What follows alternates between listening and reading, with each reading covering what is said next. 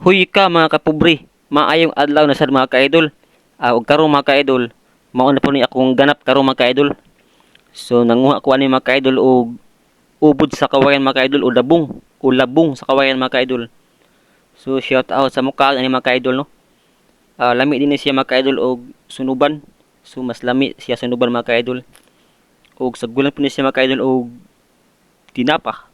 Kung di tinapa, bolinaw. So lami kay ni mga ka-idol.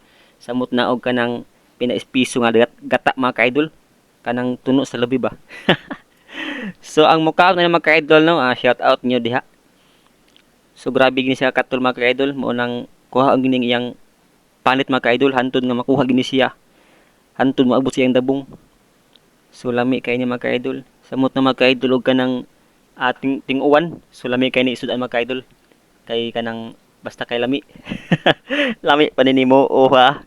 Ha? Ha? So gara kayo oh. So langat lang na mga ka-idol, kay katol gining kawayan mga ka-idol kung saon. So sa pagpanguha pa lang anak mga ka-idol, katol na daan. So samot na ka og sudan mga ka-idol. Samot ka katol. Katol og wa mga ka-idol pero og naa na mga ka-idol. Sus, perting lami ani mga ka-idol. Lami pa nimo. Oh, hay.